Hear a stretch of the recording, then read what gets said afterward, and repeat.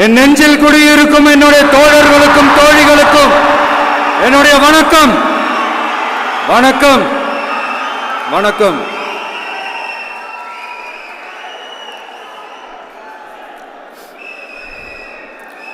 கதறல் சத்தம்லாம் எப்படி இருக்கு?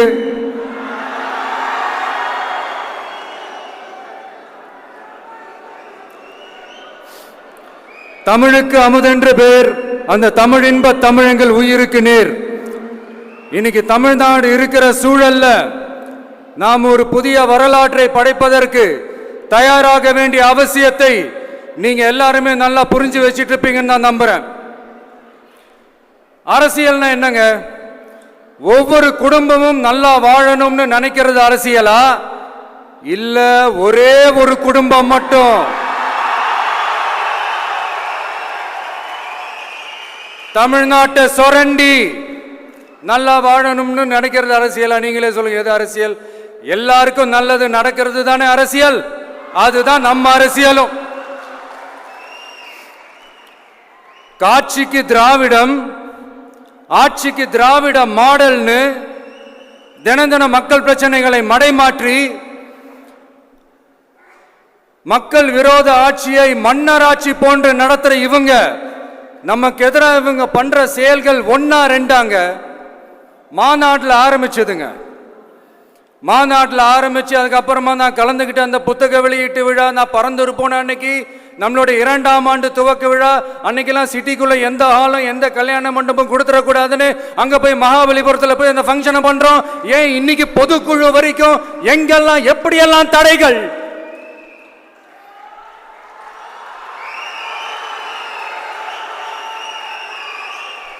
ஆனா அத்தனை தடைகளையும் தாண்டி நம்மளுடைய தோழர்கள் சந்திப்பு நிகழ்ச்சிகள், மக்கள் சந்திப்பு நிகழ்ச்சிகள் தொடர்ந்து நடந்துகிட்டு தான் இருக்கும். அது தொடர்ந்து நடக்கும்.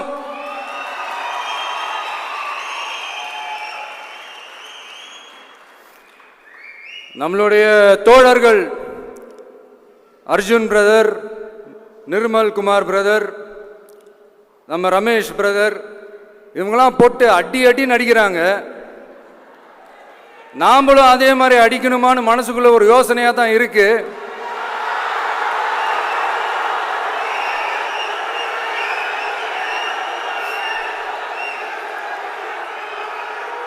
ரைட்.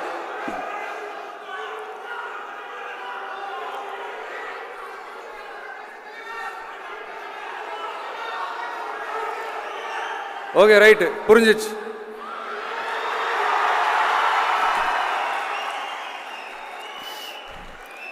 மாண்புமிகு மன்னராட்சி முதல்வர் அவர்களே,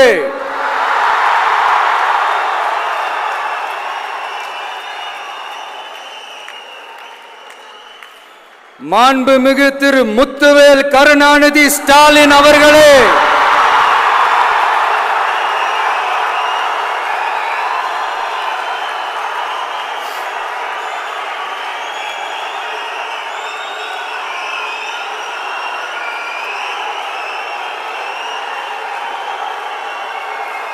பேரை மட்டும் வீராப்பா சொன்ன பத்தாதவர்களே, செயல்லையும் ஆட்சியிலையும் அதை காட்டணும் அவர்களே. ஒன்றியத்தில் பாஜக ஆட்சியை ஒரு பாசிச ஆட்சின்னு அடிக்கடி அறைகூவல் விடுத்துவிட்டு இங்க நீங்க பண்ற ஆட்சி மட்டும் என்னவா? அதுக்கு கொஞ்சம் கூட குறைவில்லாத அதே பாசிச ஆட்சி தானே. ஒரு கட்சி தலைவனா ஜனநாயக முறைப்படி என் கழக தோழர்களையும் என் நாட்டு மக்களையும் பார்க்கறதுக்கோ சந்திக்கிறதுக்கோ தடை போடுறதுக்கு நீங்க யாருங்க?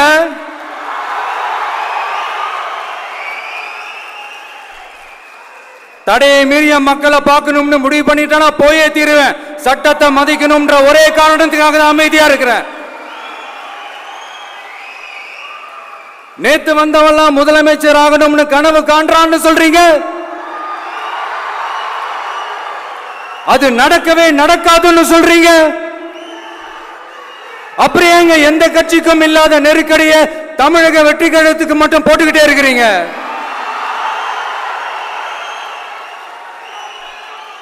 அணை போட்டு ஆத்த வேண்டும்னா தடுக்கலாம், காத்த தடுக்க முடியாது. அதையும் மீறி தடுக்கணும்னு நினைச்சீங்கன்னா சாதாரணமா இருக்கிற காத்து சூறாவளியா மாறும், ஏன் சக்தி மிக்க புயலா கூட மாறும். எனது அருமை தமிழக வெற்றி கழக தோழர்களே, நான் மாநாட்டில் ஒரு விஷயத்தை ரொம்ப வலியுறுத்தி சொன்னேன். அதே தான் இங்க நான் திரும்பவும் ரிப்பீட் பண்றேன்.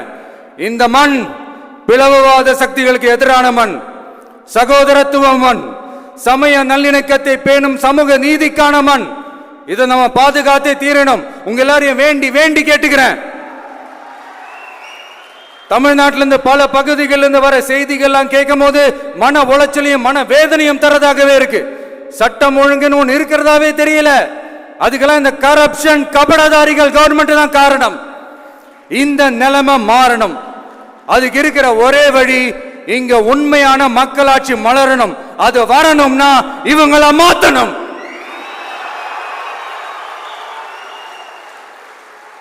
அதுக்கு என்ன வழி? அதுக்கு நாம என்ன செய்ய போறோம்? நம்மளுடைய தோழர்கள் டெய்லி மக்களை போய் பாருங்க, அவங்களோட பேசுங்க, ஒவ்வொரு தெருவுக்கும் போங்க, ஒவ்வொரு வீட்டுக்கும் போங்க, அவங்களோட பிரச்சனைகள் என்னன்னு கேளுங்க, அதை தீர்க்கிறதுக்கு என்னன்னு வழின்னு யோசிங்க. அப்பதான் அவங்களுக்கு நம்ம மேல ஒரு நம்பிக்கை வரும். அப்படி ஒரு ஆழமான நம்பிக்கையை விதைச்சிட்டு அதுக்கப்புறமா நிமிந்து பாருங்க.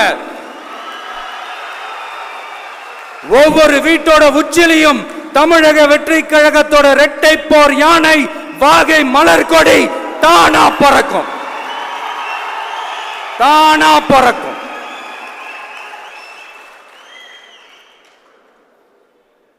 மாண்புமிகு மன்னராட்சி முதல்வர் அவர்களே, உங்க ஆட்சியை பத்தி கேள்வி கேட்டா மட்டும் ஏன் சார் உங்களுக்கு இவ்வளவு கோபம் வருது?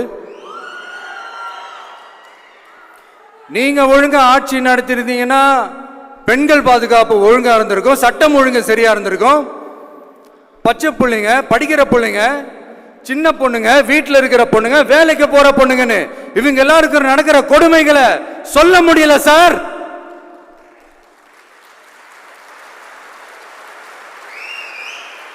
இதுல வேற உங்களை அப்பான்னு வேற கூப்பிடுறாங்கன்னு சொல்றீங்க.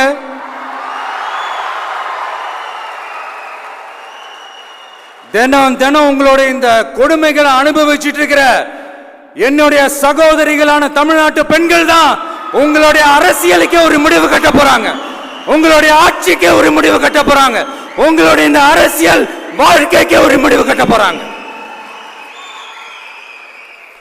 சரி, பெண்களோட லைஃப் தான் இப்படி போராட்டமா இருக்குன்னு பார்த்தா இங்க எத்தனை போராட்டங்கள்?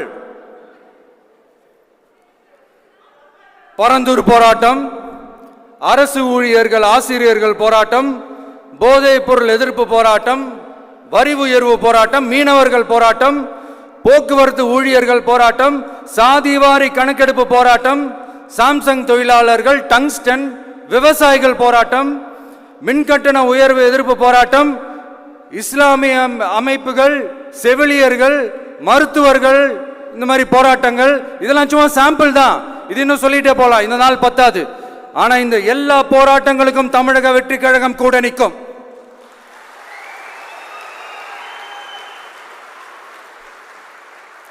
இங்க நீங்க தான் இப்படின்னா அங்க அவங்க யாரு? உங்க சீக்ரெட் ஓனர். அவங்க உங்களுக்கும் மேல மாண்புமிகு திரு மோடிஜி அவர்களே,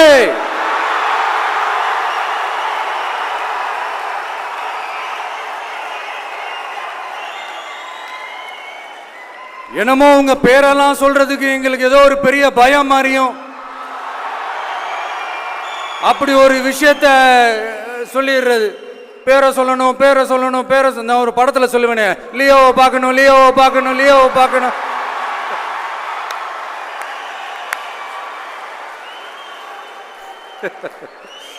இல்ல இல்ல, சத்தியமா அப்படிதாங்க இருக்கு. சென்டர்ல ஆள்றவங்கன்னு சொல்றோம். சென்டர்ல யார் ஆள்றா? காங்கிரஸா? இங்க ஸ்டேட்ல ஆள்றவங்கன்னு பேசுறோம். இங்க யார் ஆள்றா? அதிமுகவா? அப்புறம் என்ன பேரை சொல்லணும், பேரை சொல்லணும்? எனக்கு புரியலையே. நீங்க தானே கேட்டீங்க, வச்சுக்கோங்க.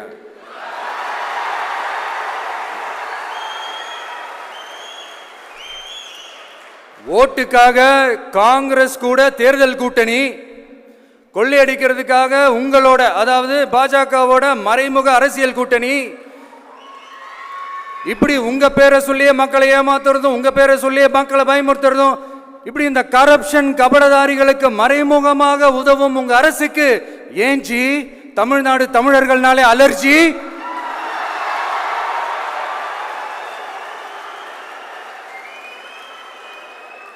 தமிழ்நாட்டிலிருந்து வர ஜிஎஸ்டியே கரெக்டா வாங்கிக்கிறீங்க, ஆனா தமிழ்நாட்டுக்கு பட்ஜெட்ல நிதி ஒதுக்க மாட்டேங்கிறீங்க.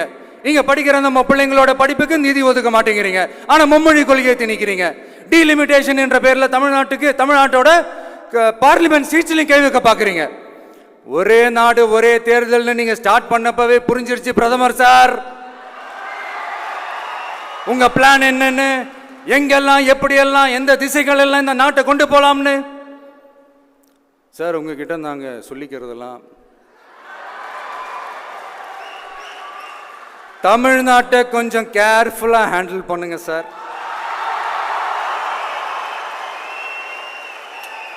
ஏன்னா தமிழ்நாடு பல பேருக்கு தண்ணி காட்டின ஸ்டேட் சார், பல பேருக்கு தண்ணி காட்டின ஸ்டேட் சார். பார்த்து சார், பார்த்து செய்யுங்க சார், மறந்துடாதீங்க சார்.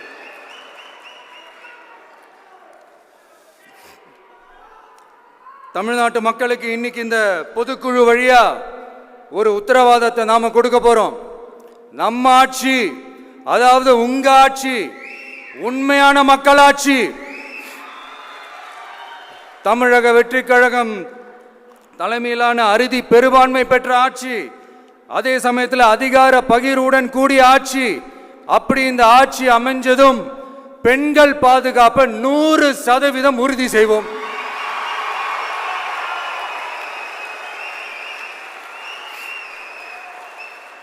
சட்டம் ஒழுங்கு ரொம்ப முறையா ஸ்ட்ரிக்டா வச்சிருப்போம். கல்வி, சுகாதாரம், மருத்துவம்னு அத்தனையிலையும் ரொம்பவே கவனம் செலுத்துவோம். அதுவும் எல்லாருக்கும் ஈஸியா ஈக்குவலா கிடைக்கிற மாதிரி செய்யறது தான் நம்ம டார்கெட்.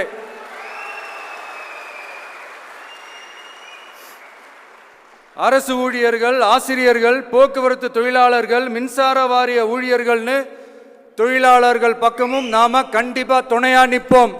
ஏன்னா நாம எப்பவுமே உழைக்கிறவங்க பக்கம்தான்.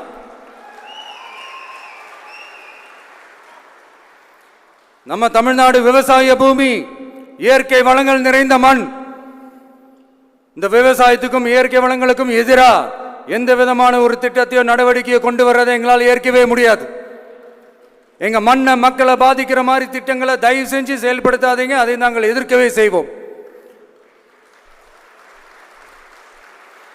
தமிழ்நாட்டை எல்லா வகையிலும் பாதுகாக்க வேண்டியது எங்களுடைய உரிமை, கடமை, கொள்கை எல்லாமே. The fundamental strength of politics is uncompromising principles and ideologies. Periyar's social justice, Kamarajar's honest administration, Ambedkar's equal justice and equal opportunity, Velu Nachiyar's social inclusivity and communal harmony, Anjali Ammal's fighting for water resources were the reasons for choosing them as our party's ideologues and policy leaders. I would like to mention here with pride that we are the first political party to declare two historic women icons who are India's freedom fighters from Tamil Nadu as our party's ideologues and policy leaders. இப்படி ஒரு ஆழமான நம்பிக்கையுடன் வரும் 2026 தமிழ்நாடு சட்டமன்ற தேர்தலில் ஒரு மாபெரும் அரசியல் மாற்றத்தை கொண்டு வந்து மக்கள் சக்தியின் உதவியுடன் மக்கள் விரும்புகிற ஒரு நல்ல அரசை அமைப்பதில் உறுதியாக இருப்பதால்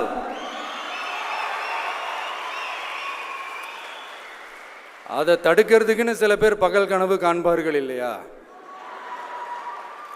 அவங்க எல்லாருக்குமே சொல்லிக்கிறது ஒண்ணுதான், காற்று, மழை, வெயில், இயற்கையை யாரால் கட்டுப்படுத்த முடியும்? யாரால் தடுக்க முடியும்? இவை எல்லாம் கடவுளால் உருவாக்கப்பட்டவை.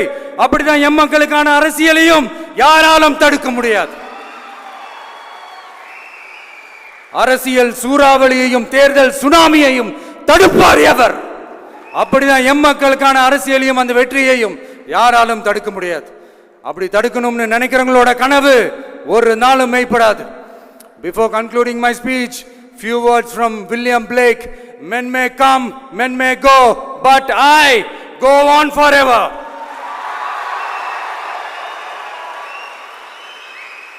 ஞாலம் கருதினும் கைகூடும் காலம் கருதி இடத்தார் செய்யின் ஏற்ற காலத்தையும் இடத்தையும் அறிந்து ஒரு செயலை செய்தால் பூவுலகம் முழுமையையும் வேண்டினாலும் அது கைவசப்படும் என்ற திருக்குறளுடன் என்னுடைய நன்றி உரையை நிறைவு செய்கிறேன். பார்த்துக்கிட்டே இருங்க. அடுத்த வருஷம் இது வரைக்கும் தமிழ்நாடு சந்திக்காத ஒரு வித்தியாசமான ஒரு தேர்தலை சந்திக்கும்.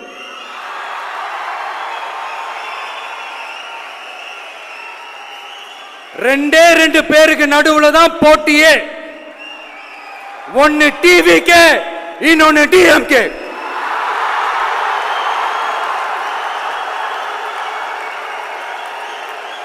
கான்பிடண்டா இருங்க, நல்லதே நடக்கும், வெற்றி நிச்சயம். மீண்டும் சந்திக்கும் வரை நன்றி, வணக்கம்.